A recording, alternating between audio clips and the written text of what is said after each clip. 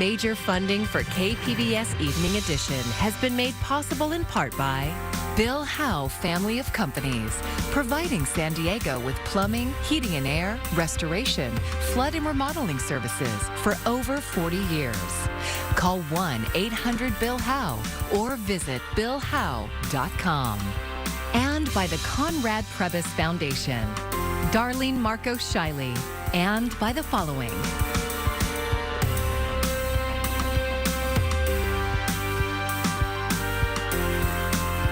And by viewers like you. Thank you. Medicare open enrollment is forcing thousands of local seniors to make a difficult choice. Thank you for joining us. I'm Maya Trabulsi. More than 30,000 Scripps Health patients who have Medicare Advantage plans now have to get new doctors or different coverage. KPBS reporter John Carroll found out why Scripps says it was forced to cancel its Medicare Advantage contracts. Scripps Health President and CEO Chris Van Gorder says there's one big thing to understand about Medicare Advantage programs. It's important for people to understand that Medicare Advantage is not Medicare. In fact, so-called Medicare Advantage plans are actually just private insurance companies that manage health coverage for Medicare. There are nonprofit companies and there are for-profit companies in the business. Van Gorder says the companies do a good job of selling people on plans they say are low cost with great benefits. Usually no copays, no deductibles, takes their profit out and pays the remaining part to the healthcare providers, the doctors and the hospitals. Van Gorder says business is great for a lot of the companies offering Medicare Advantage plans. Really great. He gave an example of one company. United Healthcare just announced a $5.8 billion third quarter profit. At Scripps and other providers who accept or have been accepting Medicare Advantage plans, the dollars are flowing in the opposite direction. In fact, we're losing more than $75 million a year, and that's just not sustainable. Only Medicare is Medicare. Only Medicare is Medicare. Only Medicare is Medicare. California's Ro Khanna and two other Democratic representatives in Congress say the Advantage plans are scams. They're co-sponsoring the Save Medicare Act. So we want to stop private plans from calling themselves Medicare and protect actual Medicare. Making sure seniors' care is covered for the rest of their lives by a program with the power of real Medicare. But what can patients do in the meantime? You need to call your insurance brokers, or you need to call your insurance company to make any adjustments or changes that you want to make. Other than that, Van Gorder says they're limited by federal law in what they can tell patients who have until December 7th to make their choices. John Carroll, KPBS News. Israeli forces are amassing on the Gaza border ahead of a potential invasion. It follows days of retaliatory strikes in response to a Hamas terrorist attack over a week ago. Since then, there have been hundreds of military and civilian deaths on both sides. The horrors of the war are igniting demonstrations stateside as well. Laura Aguirre brings us the latest. It is high time that they be banished from the realm of existence. Israel Defense Forces are resolute in their objective as they ready for a massive ground operation against Hamas in Gaza. You know our deep commitment to Israel's right, indeed its obligation, to defend itself. On several fronts, U.S. officials are threading the needle between American support for Israel's offensive and minimizing Palestinian civilian casualties. We all want to see the people of Gaza protected. Over 1 million Palestinians have fled south from northern Gaza, heeding Israel's warnings. But until Egypt agrees to open its border, they wait in southern Gaza with food, water, and medicine dangerously scarce. In Haifa, a Royal Caribbean cruise ship set sail for Cyprus, evacuating some Americans. But not everyone wanted to go. I think that we should stay in Israel with our nation and with our family. Images of war and human suffering are fueling widespread protests in the U.S. and now possibly a murder. Police in Plainfield Township, Illinois, arrested and charged a 71-year-old man with fatally stabbing a 6-year-old Palestinian-American boy and seriously wounding his mother. The victims, who are Muslim, were the man's rental tenants. A federal hate crime investigation is underway. He was a lovely boy who loved his family, his friends, and he paid the price for the atmosphere of hate. I'm Laura Aguirre reporting. The federal government will no longer be allowed to separate migrant families if a federal court approves a proposed settlement in a San Diego-based lawsuit. The proposed deal was reached between the Biden administration and the ACLU today. It forbids any families from being separated for an 8-year period except in limited circumstances, like when someone has committed a serious felony. The settlement also sets up support for families who were previously separated but does not provide monetary compensation. College students who are undocumented are being supported on campuses across California this week. It is a week designated for action and connection to resources. KPBS education reporter MG Perez takes us on campus for the story. On the second floor of the San Diego College of Continuing Education, Cesar Chavez campus, there is room 212, home of the Immigration Support Program, better known simply as the ISP. I just want to let you know that this is a safe place. Victor Gonzalez is the ISP counselor working with immigrants who are here from a variety of countries, most of them from Latin America, many of them undocumented. Being undocumented, it's very difficult, right? So you share that info to people that you trust, to your family. ISP is a family. Gonzalez himself is an undocumented indigenous Mexican national, brought to the United States by his parents when he was 11 years old. By 17, they were deported and he was left here alone to take care of himself. So you're thinking about going back to college. You already have your degree from your country, right? Alone, Gonzalez fought for an education that started at Mesa College and took him to San Diego State, where he got a bachelor's degree in social work, then a master's degree in counseling. He also married and has 2 children he adores. I still have those fears. Even though I'm protective, I have a work permit, but society still sees me as an undocumented student. His success story is part of what he now shares with others like him, who are here at the ISP for resources and an education. This is the designated Undocumented Student Action Week. Being here as undocumented was not a decision that I made. Circumstances such as my wife in 2020, specifically in the middle of COVID, she got a car accident. Joel Coronado and his wife Lizbeth and their son arrived in the U.S. in 2018 with visas, but her car accident led to a brain illness that required thousands of dollars to cover. It was so expensive, so we had to take, the medical, the relief in this case, and when you take that, like automatically, you don't have any more visa. Coronado got his associate's degree from City College, but now waits in an educational limbo and hopes to return for a bachelor's degree in cybersecurity. The recognition of undocumented students is happening on campuses across California this week, and there are an estimated 100,000 of them, all in search of an education with hope for a better future. Each one of these students has a story. Victor Gonzalez wants to make sure he can guide them to the best success story possible. MG Perez, KPBS News. The San Diego Unified School District is now accepting priority applications for children to attend campuses other than their neighborhood school. The Choice Enrollment Program is designed to find the best fit for a student to succeed. Parents can apply online for up to 3 schools of their choice. According to district officials, 10,000 applications come in every fall, and there is an 80% chance of being accepted at one of the chosen schools. If you have a little budding scientist or a little junior Picasso, that is going to help you guide what school you apply for, and then that child is able to, blossom and flourish and excel in an area that they're really interested in. Students outside San Diego Unified and those attending private and charter schools can also apply for up to 3 schools of their choice anywhere in the district. And to start the application process, you can go to SanDiegoUnified.org and click on the School Choice banner. Well, we're dealing with an area of low pressure that's drifting south across the southern California coast, bringing slight cooling, especially to the coastal areas, as well as some low clouds. But we do have a warm up on the way. We are going to continue to track where those temperatures are going to go before we see yet another cool down. The California Coastal Commission has approved the repair permit for the seawall protecting homes along a stretch of Oceanside's beaches. But the permit comes with conditions. KPBS North County reporter Alexander Nguyen explains. The shoreline along Oceanside beaches is badly eroded. What's there now are pebbles and rocks.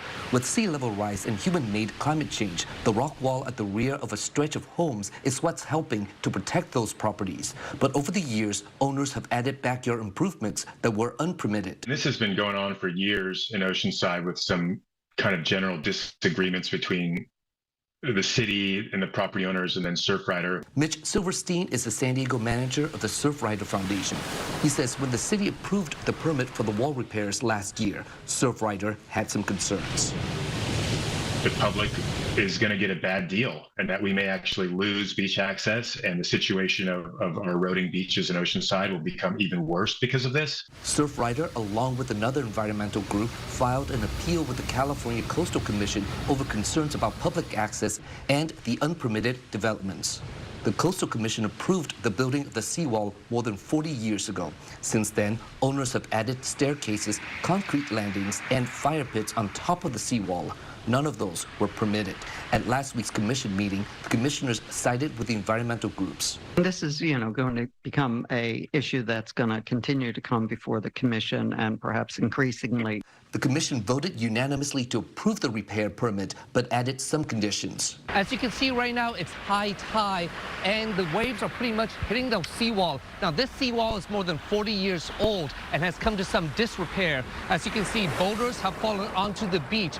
Now, the Coastal Commission has said homeowners can start rebuilding the wall, but they have to remove those boulders. Gone too are the stairs and other unapproved improvements owners have made throughout the year. Silverstein is glad the commission listened to the concerns and acted on them. So we need the Coastal Commission to have that oversight and to put those special conditions. A representative for the homeowners said they are thrilled that they can proceed with much needed seawall repair work. Alexander Nguyen, KPBS News. I'm Amna Nawaz. Tonight on the NewsHour, the humanitarian crisis in Gaza worsens with more than 1 million people displaced from their homes. That's coming up at 7 after Evening Edition on KPBS. Most Californians have a bit more time to file their 2022 taxes. Deadline was initially set for today, but the IRS further postponed the deadline to November 16th. Individuals and businesses in all but 3 California counties, which is Shasta, Lassen, and Modoc, qualify. The relief is based on 3 different FEMA disaster declarations covering severe storms, flooding, and mudslides over the course of several months last year.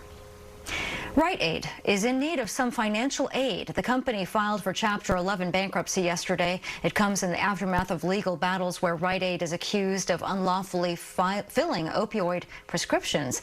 The company plans to shut down some of its stores and sell off others, and Rite Aid says it secured $3.5 billion from lenders to keep the company running during the process.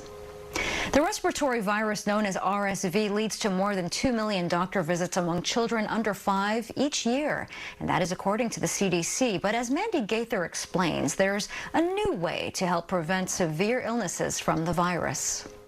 It's a new weapon against a common and contagious virus that may change the hold that RSV can have over young children during respiratory virus season. It gives an extra layer of protection to these babies, so if they get RSV, they won't get as sick. Dr. Juanita Mora with the American Lung Association says the new treatment is a monoclonal antibody. The U.S. Centers for Disease Control and Prevention recommends it for all babies younger than 8 months, born during or entering entering their first RSV season. A vaccination can also be given during pregnancy if you're 32 to 36 weeks pregnant in RSV season, which is September through January in most of the country. The antibody is also recommended for some children between the ages of 8 and 19 months who are at higher risk of severe illness because of a pre-existing condition. Now it's readily available in pediatricians' offices, and it's also available in Department of Health clinics. Most people, including infants who get RSV, have only mild symptoms similar to a cold, but it can also be severe, even life-threatening. Mora says RSV can cause dehydration if a child won't eat or drink and can make it hard to breathe. These are the two indications that I teach parents where they should take them immediately to the emergency department. For Health Minute, I'm Andy Gaither. And the CDC also recommends adults ages 60 and older talk to their doctor about RSV vaccination. Older adults are at increased risk for severe illness from RSV due to the immune system weakening with age. September was one of the warmest ever in the United States, with records falling in 111 counties. But as KPBS environment reporter Eric Anderson tells us, Southern California had a pretty moderate month. Most of the country baked under record heat in September, making the month the 7th warmest in the last 129 years. It was also the 3rd driest September ever recorded in the lower 48. The National Oceanic and Atmospheric Administration's Rocky Bellotta forecasts warmer than usual conditions through the winter. With a combination of multiple months of being above normal temperatures, mixed in as we're sort of starting to push into this El Nino season, we're starting to see a lot of continuous states and locations, geographies of the United States kind of maintain this record warmth that we're seeing. The extended heat wave in the Midwest became the 24th weather-related disaster to cause $1 billion in damages this year. However, Southern California bucked the national trend last month, recording average or below average temperatures. But the region is facing an uncertain outlook this winter. That's in large part because of the warming ocean waters in the central and eastern Pacific. It is going to be a stronger El Nino, and that usually is associated with warmer global temperatures. And then when the atmosphere can hold more water, it can draw, that heat can draw more moisture out of the soils and things like that. Drought conditions moderated in California last month, with less than 5% of the state considered to be drier than normal. Officials at the U.S. Drought Monitor say that's because this year's rain has refilled most of the state's reservoirs. Eric Anderson, KPBS News. The costs of wildfires in the U.S. is shockingly higher than previous government estimates. A new congressional report suggests wildfires could be costing the country as much as $893 billion a year, and that is more than double what was previously thought. In the new report, the Joint Economic Committee looked at a wide range of costs beyond immediate wildfire damage, and those include real estate value, premature deaths, income loss, and more. Report suggests real estate alone has suffered anywhere from $67 billion to $337 billion a year due to wildfires.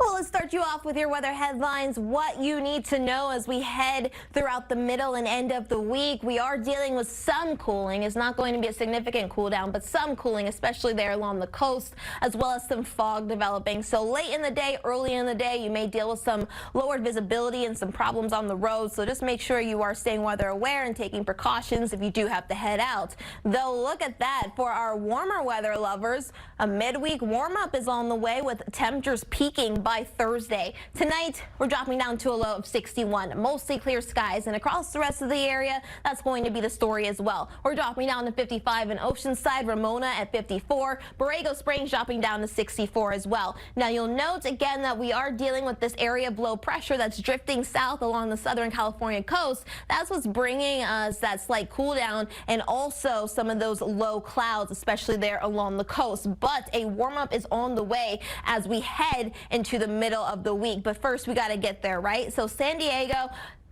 Tuesday, 76 for the high. Oceanside 77. Nothing too significant, nothing so much out of the ordinary. Now, Borrego Springs, we're hitting a high of 97. Mount Laguna 67. But note, we are going to continue to see an uptick in the mercury this week, and that's because we have this lift in the jet stream across the southwest. Highs are running 5 to 15 degrees above the historical average. Now, we are going to be remaining mostly dry for most, and record highs challenge Wednesday into Thursday. But if we look at where temperatures go, look along the coast. We're rising to the 80s yet again as we head into Thursday. That's where we're going to see our highest temperature of the week, staying in the 80s through Friday and then dipping down as we head into the weekend. Now, other areas that are going to see a peak in temperature as well as we move further inland, we'll hit a high of 94 by Thursday, 91 Friday, before we do take a sharp dip down to the low 80s again by Saturday. For the mountains, well, you'll see temperatures rise to the mid 60s throughout the middle of the week before taking a drop as we head into Saturday to a high of 61. And then across the deserts, well, we're back up to the triple digits yet again by Thursday, staying there through Friday before coming back down to the 90s by Saturday. For KPBS News, I'm meteorologist Bree Guy. You may think of bridges as creations that allow us to cross from one place to another, and that's certainly the case with the Vermont Street Bridge. It allows people to cross back and forth between two San Diego neighborhoods. But KPBS reporter John Carroll found this particular bridge is about much more than just getting from here to there. Like so many streets in San Diego County, Vermont Street is divided by a canyon. And over it, the Vermont Street Bridge, linking the neighborhoods of Hillcrest and University Heights. But this bridge is about much more than concrete and steel. As you walk across it, you are surrounded by art. I'm an artist and an educator. Lynn Sussholtz is also a creator. She was part of a trio of artists who 30 years ago brought an idea to life. An idea that was novel for San Diego back in the early 90s. Public art. The art is a series of stainless steel and colored acrylic panels, as well as decorative work on the concrete, sandblasted text and design, decoration, shapes, and symbols. A description worthy of Webster's dictionary. But you have to walk this bridge to have that description come to life, to experience the idea at the heart of the art. The ideas, the metaphors of bridging and walking and a way to look at our sense of time and space in our environment. Many of the panels feature quotes, some whimsical, like this one from Kate Sessions. "I am thankful that I wear sensible shoes and can walk with comfort all day long." Sessions is joined by two other locals with featured quotes, Dr. Seuss and famed architect Irving Gill, whose quote is anything but whimsical. What idle or significant sentence will we write with brick and stone, wood, steel, and concrete upon the sensitive page of the earth? Other panels feature symbols. This is the connection and the change in history here, where we were Mexico, yes. Right here where we're standing, and many folks don't know that. So there is the art on both sides of you. There is also art found underfoot, swirling shapes etched into the concrete. I wanted this to kind of be a reflection of maybe a Zen garden or a garden that you might see behind a craftsman home. A nod to the many craftsman homes found in University Heights. Bordering the shapes are words, more precisely, definitions of one word. This one's pulled out of the dictionary. Well, as a matter of fact, you just figured it out. There are at least 7 that we used on the bridge, different definitions of bridge. Oh? Okay. And everything from a card game to the wooden piece in the middle of a musical stringed instrument. Yes. Apart from the artists, there was another driving force behind this piece of public art. Her name is Gail Goldman. I then came to San Diego to be the founding director of the City of San Diego's public art program. That was more than 30 years ago. Her first project was the Vermont Street Bridge. At first, it was just going to be a bridge, concrete and steel, no art. But Goldman had other ideas. How do you create a place that people want to be? And art is a way to do that, to give it some meaning and to make it a destination as opposed to just having a tunnel of anxiety. How do I get from this end to that end? So people now can meander just like the pattern in the hardscape. When you take your time to meander on this bridge, you become aware of the space. You see things you've never seen before. I often use the 163 on-ramp right here, as well as Washington Street, and I knew there was space between them, but I had no idea that it was this magnificent canyon, the depth and the width of it. I didn't know any of that until I crossed the Vermont Street Bridge. Public art humanizes a space, and I feel very strongly that how our mood and how our ability to be present is very much affected by what's in our environment. Nearly 30 years after the bridge was finished, Lynn Susselt says the idea behind it remains the same. So an opportunity to really consider where you are and take a moment in an amazing environment, 200 feet above a canyon of San Diego, next to a freeway. Take a moment and see where you are. And when where you are is the Vermont Street Bridge, you know you're at a place that's about so much more than just a way to get from here to there. John Carroll, KPBS News. And here's a look at what we're working on for tomorrow in the KPBS newsroom. NPR's Morning Edition will have more on the settlement for migrant families who were separated at the border during the Trump administration. And KPBS Midday Edition is talking to the author of a new book on California's vanishing coast. And you can find tonight's stories on our website, kpbs.org. Thanks for joining us. I'm Maya Travolsi. Good night. Major funding for KPBS Evening Edition has been made possible in part by Bill Howe Family of Companies, providing San Diego with plumbing, heating and air, restoration, flood and remodeling services for over 40 years. Call 1-800-BILL-HOWE or visit billhowe.com. And by the Conrad Prebys Foundation, Darlene Marcos Shiley. And by the following: